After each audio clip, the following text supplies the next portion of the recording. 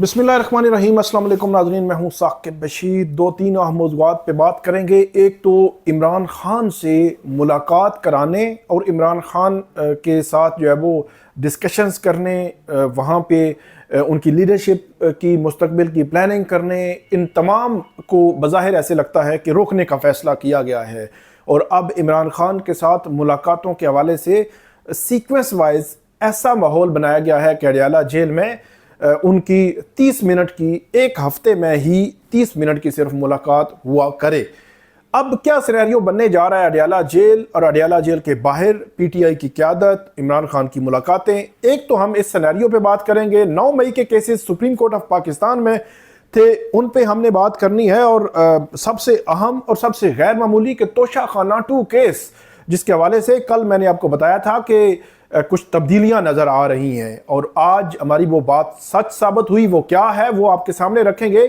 और हमारा उसके बाद मौजू होगा कि पीटीआई और दीगर जो अपोजिशन जमातें हैं उनकी जो यहाँ इस्लामाबाद में जो 2 रोज़ा कॉन्फ्रेंस थी वो किस हद तक कामयाब रही, कौन सी चीज़ें अभी भी तय होना बाकी हैं और कौन सी चीज़ें उनको मुस्तकबिल के लिए बेहतरी लाना होगी, उस पर भी हम तफसील के साथ जो है वो बात करेंगे। आप हमारे साथ रहिएगा। हमारा यूट्यूब चैनल ज़रूर सब्सक्राइब कर लें, बेल आइकन का बटन ज़रूर प्रेस कर लें ताकि जब भी हम कोई वीडियो अपलोड करें तो फ़ौरन उसका लिंक आपको मिल जाया करे। हम शुरू करते हैं सबसे पहले कि इमरान खान और पार्टी की लीडरशिप के दरमियान जो खलीज है, जो उनके साथ मुलाकातें हैं, जो इंटरेक्शन हैं, जो प्लानिंग वो बैठकर करते हैं, उसमें एक बड़ा जो खला पैदा करने का बज़ाहिर जो अमली तौर पर हमें नज़र आ रहा है, खला पैदा करने का फ़ैसला जो वो नज़र आ रहा है वो किस तरह, वो मैं आपको बताता हूँ कि माजी में हमने देखा कि हर हफ्ते में 1-2 समातें होती थी। मंगल के दिन और जुमरात के दिन इमरान खान के वकला फैमिली जो है वो मंगल के दिन और जुमरात के दिन वकला और लीडरशिप इमरान खान से मिलती थी। इस दौरान हफ्ते के दिन भी और बुध के दिन भी GHQ हमला केस की समाअत भी हो रही थी। इसी तरह तोशा खाना 2 केस की दरमियान में समाअत होती थी। तो हफ्ते के 7 दिनों में तकरीबन कम से कम अगर एवरेज लगाया जाए तो 2, 3 या 4 रोज इमरान खान साहब किसी न किसी तरह पार्टी की लीडरशिप से, वकला से मुलाकात करते थे, बाहर के हालात डिस्कस करते थे, नेक्स्ट की प्लानिंग देते थे, खतूत के हवाले से कोई चीज़ अगर बताना होती थी तो वो बताते थे। और अगर पार्टी के अंदरूनी को मामलात में कोई मसला है तो वो बताते थे। पार्टी का मुस्तकबिल प्लानिंग क्या है, मुस्तकबिल के लिए क्या करना है वो बताते थे। तो ये सारी चीज़ें चलती रहती थी। उसके पीछे वजह ये थी कि उनकी 3-4 दिन कभी अदालत की समातों के दौरान अडयाला जेल में मुलाकातें होती थी। तो अब उसमें जो है वो रुकावट बज़ाहिर डाली गई है। वो ये है 16 और 17 फरवरी को 16 फरवरी को GHQ हमला केस था और 17 फरवरी को तोशा खाना 2 केस जो है वो मौजूद था। तो पहले तो ये हुआ कि इमरान खान साहब और बुशा बीबी के साथ मुलाकातें जो होती थी वो जुम्मा और मंगल और जुमरात के दिन 2 दिन मुलाकात होती थी। अलग अलग वकला, लीडरशिप और उनकी फैमिली मिल लेती थी। लेकिन अब वो मुलाकात मुहीद कर दी गई है कहां तक? मंगल के दिन तक। मंगल को ही वकील भी मिलेंगे, मंगल को ही लीडरशिप और मंगल को ही जो है वो इमरान खान की फैमिली जो है उनसे मिलेगी।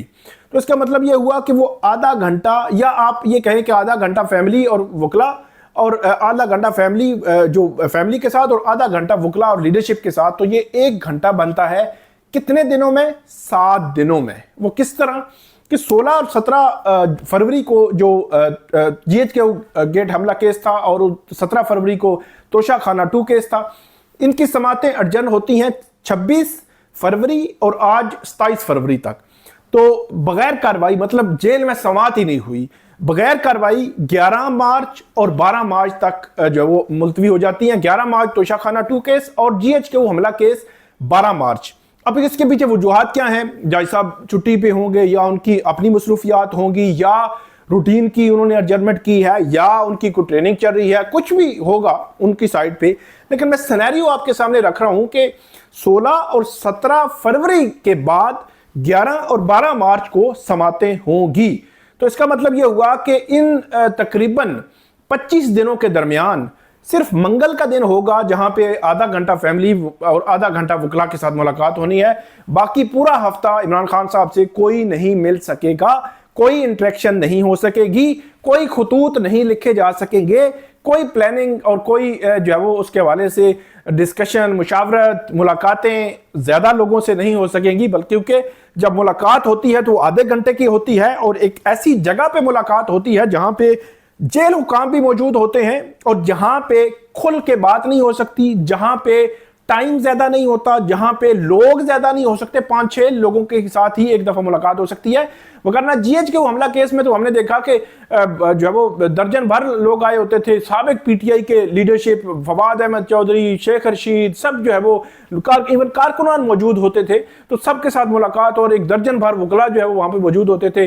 तोशाखाना 2 केस में भी इसी तरह की सिचुएशन, उनकी फैमिली फिर वहां पे बैठ के वो बातचीत करते हैं, करीब लोग भी नहीं होते उस तरह।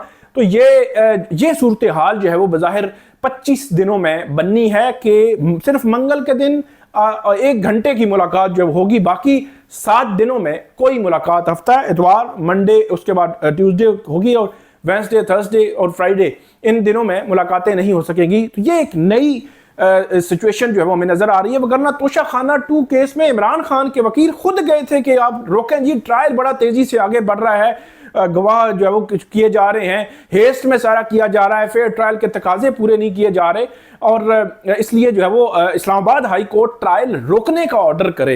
इस्लामाबाद हाई कोर्ट ने ऑर्डर नहीं किया 28 जनवरी, पहले 23-24 जनवरी था, फिर 28 जनवरी था, उन्होंने ऑर्डर नहीं किया, लेकिन ऑटोमेटिकली ट्रायल जो है वो रुक गया। लेकिन उसके पीछे वजूहात बज़ाहिर नजर आती हैं कि वो इंटरेक्शन कम से कम कराया जाए। इमरान खान के साथ जब भी मुलाकात होती है वकला की, वहां से एक बयानिया निकलता है, वहां से एक स्टेटमेंट निकलती है, वहां से खतूत निकलते हैं, वहां से वो कहते हैं कि सुप्रीम कोर्ट में खत लिखा जाए चीफ जस्टिस को। तो ये सारा सिनेरियो जो है वो अब बदल रहा है, ऐसे लग रहा है कि सिचुएशन बदल रही है। PTI की लीडरशिप क्या सोच रही है, क्या करेगी, ये अब जो है वो देखना है हमने। 9 मई के केसेस सुप्रीम कोर्ट में कल भी थे, आज भी थे, और उनमें जो पंजाब हुकूमत है उसकी जानिब से टाइम लिया गया है, टाइम मांगा गया है कि कुछ टाइम उनको दिया जाए इसमें जवाब जमा कराने के लिए, क्योंकि इमरान खान और दीगर जो लीडरशिप है जिनकी 9 मई के लाहौर के केसेस में जिनकी जमानतें जो है खारिज हुई थी, उनके जिनकी जमानतें हुई थी उनकी जमानत मनसूखी के लिए दरखास्तें आई। जमानतें तो मनसूख नहीं होंगी सुप्रीम कोर्ट से, लेकिन और भी मामला है। लाहौर हाई कोर्ट में इमरान खान का रिमांड जो वो सेटिसाइड किया था लाहौर हाई कोर्ट ने, इंसदादी दहशतगर्दी अदालत से जो रिमांड दिया गया था, तो उस रिमांड के खिलाफ भी आए हुए हैं। वहां पे जुर्माने भी हुए थे कुछ पंजाब की प्रोसिक्यूशन को, जो जिन्होंने जो रावलपिंडी में इंसदादी दहशतगर्दी अदालत के साबिक जज थे उनके खिलाफ रेफरेंस दिया था। तो ये मल्टीपल केसेस हैं 9 मई से मुतलका, जो कल भी थे, आज भी जस्टिस याह्या अफरीदी के बेंच में थे, उनमें टाइम लिया है पंजाब की प्रोसिक्यूशन ने, और देखना यह है कि उसमें वो क्या करेंगे, उसमें क्या जवाब देंगे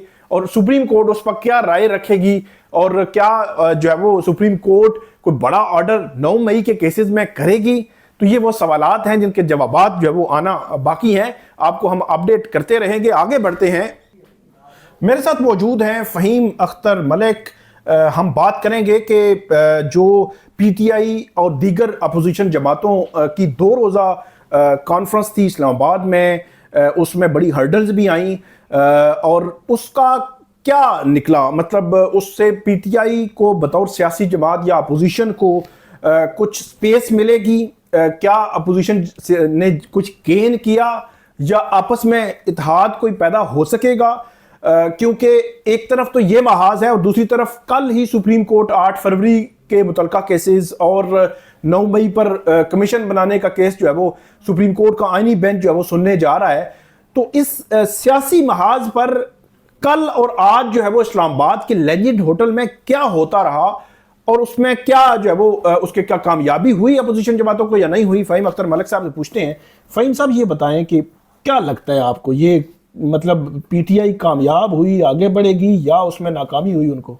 देखें, इस हद तक तो कामयाबी ज़रूर हुई है अपोजिशन को कि उन्होंने एक अहम इशू जिसको डिस्कशन में नहीं लाया जा रहा था कि आईने पाकिस्तान का तहफ़्फ़ुज़ और आईने पाकिस्तान की जो अमलदारी है वो बड़ा मतलब ये कि इसके ऊपर बात ही नहीं हो पा रही थी, ना सोशल मीडिया के ऊपर, हाँ सोशल मीडिया डिजिटल मीडिया के ऊपर तो हो रही थी, लेकिन एक नेशनल लेवल के ऊपर नहीं हो पा रही थी। और यही एक खौफ था जिसकी वजह से हुकूमत और इंतज़ामिया मुसलसल ये कोशिशें कर रही थी कि इस कॉन्फ्रेंस का इनेकाद भी नहीं होने देना। इसका इंटरेस्टिंग बैकग्राउंड है। पिछले 1.5 हफ्ते से तहरीक तहफ़्फ़ुज़ आईन पाकिस्तान की जो लीडरशिप है, मुख्तलिफ सूबों का उन्होंने दौरा भी किया और मुख्तलिफ मकामात के ऊपर गए। कराची में गए, सिंध की जमातों के साथ रब्ता किया गया, खैबर पख्तूनख्वा बलूचिस्तान की जमातों से भी रब्ता किया गया और उसके अंदर बड़ी इंटरेस्टिंग चीज़ें सामने आई। जब ये पीर पगाड़ा साहब को मिलने के लिए गए तो पहले तो वो मुलाकात के हवाले से तैयार नहीं हो रहे थे। ठीक।